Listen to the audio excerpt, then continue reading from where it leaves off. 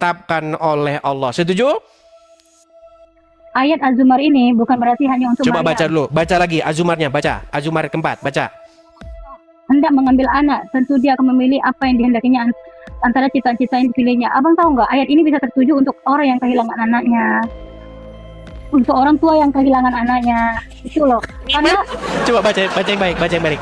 Coba, jika Allah ingin mengambil anak, maka dia akan memilih sendiri. Setuju nggak? Dia akan pilih anak bagi dia. Kalau dia mau ngambil anak, dia akan pilih anak bagi dia. Setuju? Isa bukan anak, adalah melainkan utusan. Nabi Isa tidak baik. pernah Sekarang saya tanya, dari mana? Tidak. Dari mana Isa bisa masuk ke dalam rahimnya Maryam? Dari Allah atau dari Udin? Dari Allah dan kebesaran Allah. Apa yang bisa dari berarti Isa anak daripada Allah. Setuju? Ya, bahwa Isa tidak pernah. Sulit, saudara-saudara. Risha, Isa anak yang datang daripada Allah atau Isa anak yang datang daripada Udin? Sekarang saya tanya. Di dalam surat Maryam ayat yang ke-17 itu dikatakan, innama ana rasulu li ahaba laki gulaman zakian. Sesungguhnya saya ini utusan Rasul dari Tuhanmu untuk memberi kamu seorang anak laki-laki yang suci. Anak laki-laki yang anak laki-laki yang suci itu datang dari siapa? Jelas, dia mengatakan saya utusan, bukan anak Tuhan. Itu bukan Isa yang berkata, itu Jibril yang berkata. Ketika Ruhana, coba baca dari ayat 16-nya, coba Maryam 16, coba baca. Isa tidak pernah mengatakan bahwa dia anak Tuhan. Coba baca surat Maryam ayat 16, baca dulu. Bukanlah Nabi Muhammad kisah Maryam dalam kitab Al-Quran, yaitu ketika dia mengasingkan diri keluarganya ke suatu tempat di sebelah timur. Oke, ayat 17-nya. Lalu kami mengutus ruh kami, betul? Sampai selesai.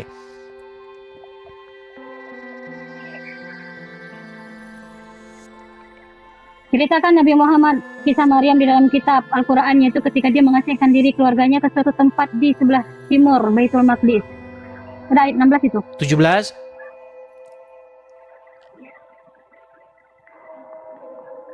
Surat Maryam, dia beruzlah mengasingkan diri dari manusia dan menyendiri untuk beribadah kepada Allah.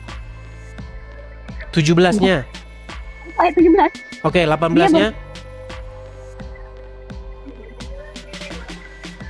Maryam terperanjat dan takut sebab melihat jelmaan Ibril. Dia berkata, sesungguhnya aku berlindung kepada Allah yang maha pemurah daripadamu. Jika kamu seorang bertakwa kepada Allah, maka jauhkanlah diriku karena aku sudah memohon perlindungan kepada Allah. Oke. Berarti ada seseorang yang datang kepada Maryam, betul? Oke, apa kata orang tersebut yang datang kepada Maryam tersebut? Apa omongan dia? Dia akan menitipkan roh janin ke dalam rahim Maryam. Oke, baiklah, walaupun itu katamu sendiri, tapi dalam Al-Quran berkata begini, sesungguhnya saya ini adalah salah satu kebesaran kami. Ya, sesungguhnya saya ini adalah utusan Allah kepadamu untuk memberi kamu seorang anak laki-laki yang suci. Betul? Dan salah satu bentuk kebesaran kami. Anak laki-laki yang suci itu datangnya dari Udin atau dari Allah? Dari Maryam, dan Allah yang memberi anak itu. Oke, datangnya dari siapa? Datangnya dari Allah. Datangnya dari Allah. Berarti Isa adalah anak yang dari Allah. Setuju? Anak dari Maryam. Sulit ini, sulit. Maryam itu hanya tempat untuk melahirkan sosok Isa. Isa itu gini loh. Isa gini. Apakah Maryam berhubungan badan? Sebentar. Apakah Maryam berhubungan badan dengan laki-laki? Tidak. Oke, berarti anak laki-laki itu datangnya dari Allah, betul? Betul. Nah, berarti Isa itu anak yang dari Allah. Setuju? Kita semua dari Allah, Bang. Isa dulu. Jangan kita semua. Ini Isa, dengar. Isa adalah seorang anak yang datang dari Allah, dimasukkan ke dalam rahim Maryam. Setuju? Enggak, dari Maryam. Anak Isa adalah anak dari Maryam. Berarti Maryam kawin. Tidak, Maryam tidak kawin. Sulit ini berat. Isa anak Risha, Maryam. saya cuma mau bilang sama kamu begini Risha. Saya ini Enggak, saya harus mau, Bang. mengembalikan kamu ke dalam surat Az-Zukhruf. Yesus mengatakan bahwa dia anak Tuhan, dia mengklaim diri dia anak Tuhan. Saya mau tengok apa Itu loh, hadisnya ada nggak? Al-Qur'anmu tadi sudah bilang Risha, bahwasanya Isa itu adalah anak yang daripada Allah. Anak dari Allah disebut Isa bin Allah, Isa anak Allah. Gimana sih? Hadisnya yang mengatakan mengklaim Isa adalah anak saya, tapi saya mau tanya sama Risha, saya tanya sama kamu. Betul Anak tidak Allah. Risha? Betul tidak kamu adalah anak dari bapakmu? Betul atau tidak? Betul. Anak yang Berarti Risha, taruhlah nama bapakmu misalnya Usman. Anggap nama bapakmu Usman. Berarti Risha binti Usman. Setuju? Oke. Isa adalah anak yang datang dari Allah, dititipkan atau ditiupkan ke dalam rahimnya Maryam. Itu tadi yang kamu katakan. Setuju? Oke, berarti Isa adalah anak yang daripada Allah. Setuju? Anak yang dititip. Iya, dari siapa dia? Datangnya dari siapa? Dari Allah atau dari Udin? Bang, kita semua makhluk hidup ini dari Allah, Bang. Jangan Gimana? semua dulu, Isa dulu. Jangan semuanya, Isa dulu. Isa datangnya dari siapa? Dari Allah dititip. Oke. Dari Allah. Oke, Isa datangnya dari Allah. Kalau kamu dikatakan Risha datangnya dari Usman, berarti Risha anak daripada Usman. Berarti Risha binti Usman. Berarti Isa bin siapa? Bin bapak saya. Isa. Isa tidak ada bin. Kamu apa? Sulit ini saudara-saudara, sulit. Oke lah, Risha, saya nggak mau memaksakan. Gini, saya cuma mau bilang sama kamu begini. Risha. Bang. Oke, di agama mungkin seperti ini ya. Saya tanya, di ayat mana bahwa Yesus pernah mengklaim bahwa dia anak Tuhan? Injil ayat berapa? Baik. Kamu ingin berkata di mana Yesus berkata bahwasanya dia adalah anak Tuhan. Baik. Jadi ada sebuah diskusi yang sangat penting. Ini saya sebut sebagai siapa Yesus, kata Yesus. Baik. Sekarang berdasarkan agama, Baik. Bang, Injil kita, berdasarkan kitab. Baik. Jadi teman-teman, banyak orang Muslim bertanya kepada Kristen, Yesus itu siapa? Jadi jawabannya, siapa Yesus, kata Yesus sendiri. Perhatikan.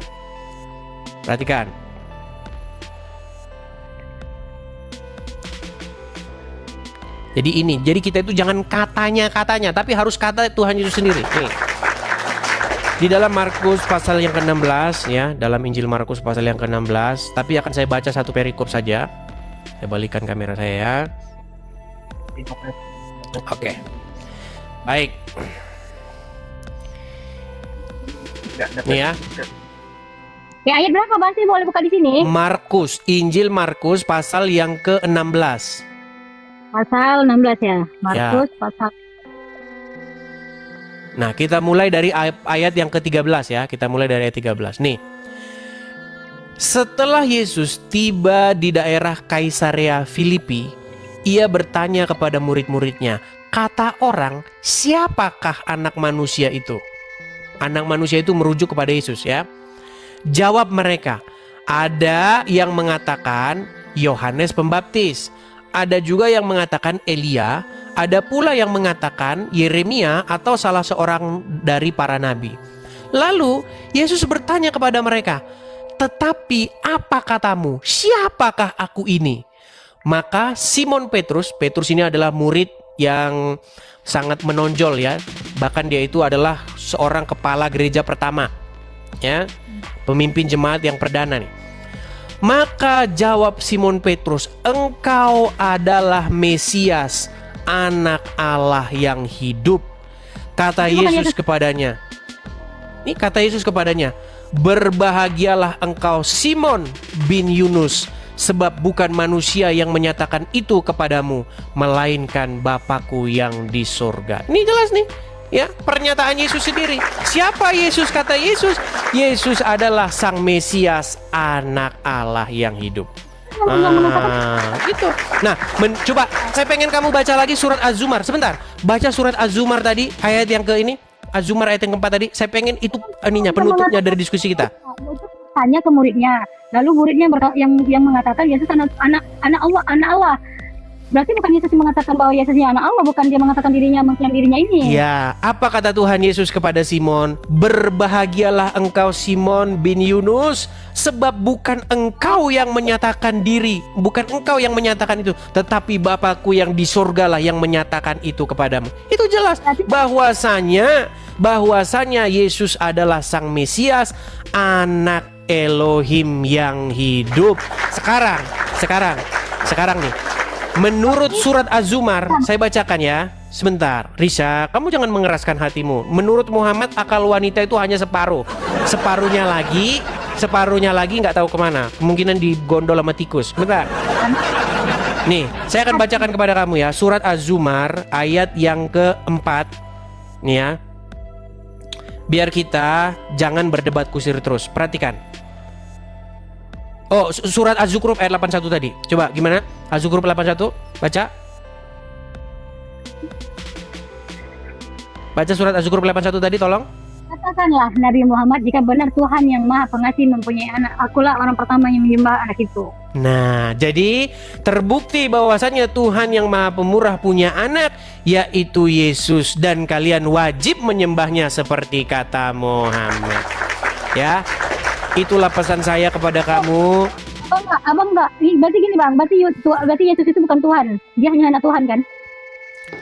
Begini, apa sih pengertian Tuhan itu? Tuhan itu kan Tuan. Tuhan sama Tuan itu kata yang sama, yaitu sesuatu yang kepadanya kita menundukkan diri, menaklukkan diri untuk mengikuti apapun katanya. Contoh, Risa, kalau kamu taat, takluk, tunduk, patuh, mengikuti iblis, menurut Al-Quran, maka iblis itulah yang menjadi Tuhanmu, yang menjadi tuanmu. Kenapa? Karena kamu menyerahkan ketaklukan dan ketundukanmu kepada sang iblis.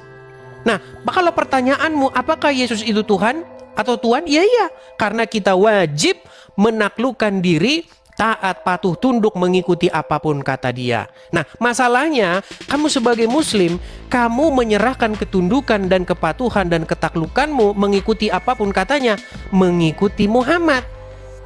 Makanya menurut perspektif Al-Quran dan Alkitab, kamu menuhankan Muhammad. Bagaimana cara kamu menuhankan Muhammad? Yaitu dengan cara menundukkan dan menaklukkan diri kamu kepadanya, sehingga apapun kata Muhammad kamu harus kerjakan. Tapi kalau menurut saya Tuhan dan Tuhan itu berbeda bang. Kalau Tuhan itu zat yang sempurna yang memberikan ekspresi kepada. Itu terjemahan. Di dalam bahasa Arab, masalahnya begini Resya. Quran tidak ditulis dalam bahasa Indonesia. Alkitab tidak ditulis dalam bahasa Indonesia. Mereka ditulis dalam bahasa Arab dan bahasa Yunani. Di dalam bahasa Arab tidak ada kata Tuhan, Resa. Di dalam bahasa Arab ada nggak huruf T-U-H-A-N? Ada nggak? Ini tuh Yesus itu Tuhan atau tidak? Atau hanya utusan atau hanya anak? Resa, tadi kan saya sudah bilang sama kamu, Resa, Yesus itu Tuhan, Bapa di surga itu Tuhan, Roh Kudus itu adalah Tuhan. Di dalam agama Islam, Muhammad itu Rob, Allah itu Rob, dua-duanya juga Tuhan. Kenapa Tuhan? Karena kamu patuh, tunduk, takluk kepadanya. Kamu nggak nyambung-nyambung, Risa. Risa, coba kamu jawab singkat dulu nih, Risa. Gini, ada nggak huruf Tuhan? Gini. Coba gini aja, kamu buka Al-Quran, gini, ketika kamu buka Al-Quran, ada nggak di situ huruf T-U-H-A-N? Ada nggak? Sekarang saya bertanya, bagaimana dalam kehidupan ada dua Tuhan? Dalam rumah tangga aja ada dua kepemimpinan aja, itu sulit loh. Terus bagaimana dengan Lukas ayat 4 yang Yesus berkata, ada tertulis engkau harus menyembah Tuhan Allahmu dan hanya kepada Dia engkau berbakti. Pertanyaan yang mantap. Pertanyaan yang bagus. Di dalam rumah tangga saja, kalau ada dua tuan, dua Tuhan, dua pemimpin, maka itu akan kacau balau. Nanti Tuhan yang satu sama Tuhan lainnya berbeda pendapat, gontok-gontokan. Perhatikan. Jadi Tuhan Yesus itu bukan Tuhan yang lain. Tetapi Tuhan Yesus adalah Tuhan yang datang, yang diutus oleh Bapa di sorga. Lalu, apakah Tuhan Yesus dengan Tuhan Bapa di sorga gontok-gontokan? Ini jawabannya. Perhatikan. Jawabannya ada, nih. Makanya Alkitab kami ini mengajarkan tauhid. Nah, cuman banyak orang yang bikin agama Kristen itu jadi nggak tauhid.